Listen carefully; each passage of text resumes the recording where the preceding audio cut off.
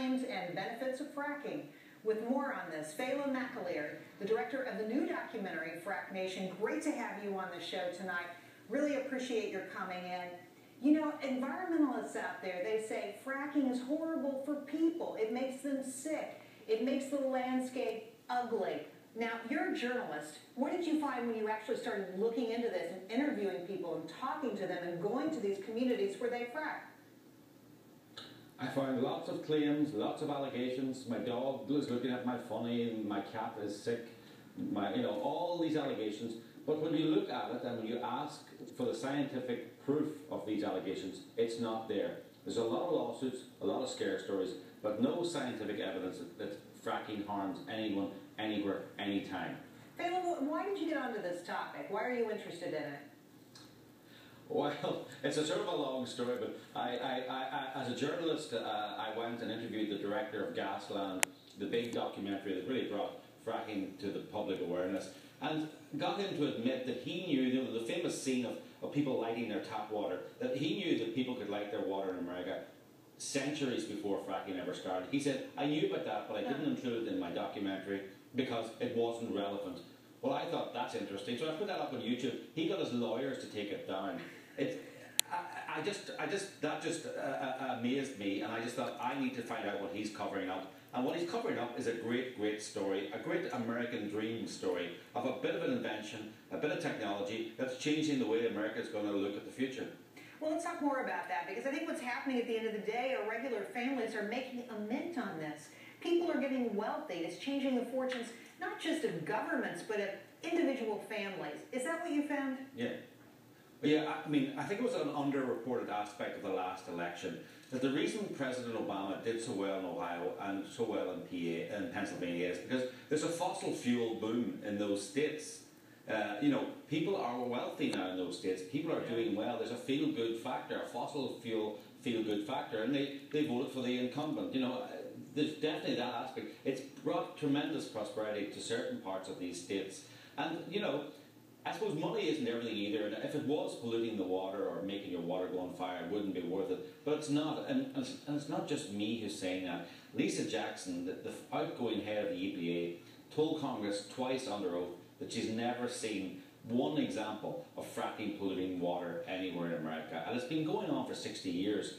So no more scare stories. The science is settled in this. It's not settled in the laboratory. The science is settled. I want to play some sound from your documentary, because there's an interesting exchange between a family and the government on this very issue. Let's listen to that. Meet the Sotners. They say that fracking for natural gas polluted their water. We had iron, chloride, sodium. And here they are when they learn the great news from the EPA that their water is perfect. Oh, this is cool.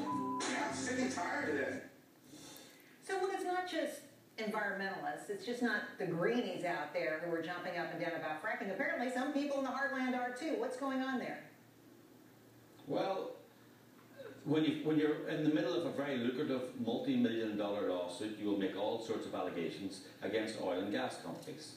Right. This family, the Sotners, were involved in a multi-million-dollar lawsuit. And Mr. Sotner told me he had 3 types of uranium in his water, and 2 of them weapons grade.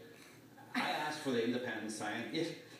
I was looking around for and this is reported by journalists from all over the world. He just says this, and I said, where's your scientific evidence? I mean, if he had 2 types of weapons grade uranium, the Iranian Secret Service would be there bottling the water. They're not there. Well, that's true. I want to ask you about Matt Damon's film, because he's highly critical of fracking. What you make of it? It's not doing well at the box office. It's been a disaster at the box office. I mean, funny, it's not a bad film, it's got a bit of sex, a bit of violence, a bit of drinking. As an Irishman, I love it. But, I think what happened was Matt Damon went public and said, it's not about fracking, it's not anti-fracking, it's about American identity. And all of America went, listen, Matt, it is about fracking. You hate fracking, let's be honest. I think it is too. But you came at him and said, look, your financing happens to be, there's some hypocrisy going on here, from who? A major international producing oil company or nation? Yes. The United Arab Emirates, which makes 98% of its gross domestic product selling oil to the West, helped finance Promised Land.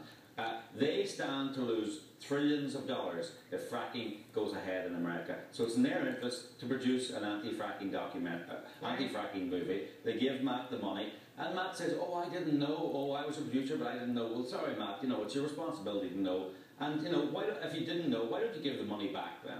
Well, let's play the sound of that if we have time here. I just want to get this in because it's fascinating. You actually ask him the question and he responds. Here you are with Matt Damon.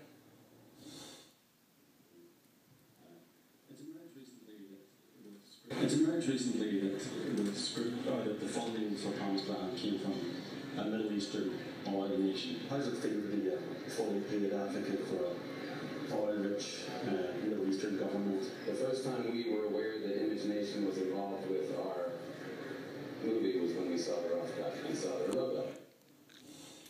How does he not know? How does he not know? Well, and earlier in the interview he said, I was writer, director, but I also had my producer's hat on, and I went to all the meetings about finance. Look, everyone has great ideas in Hollywood. The big skill in Hollywood is getting the money. Of course he knew where the money was from. It's a big story. I think that's another reason why Promised Land failed, was because people didn't like where the money came from, but they didn't like the way Matt Damon handled that. They didn't, come on, Matt, man up.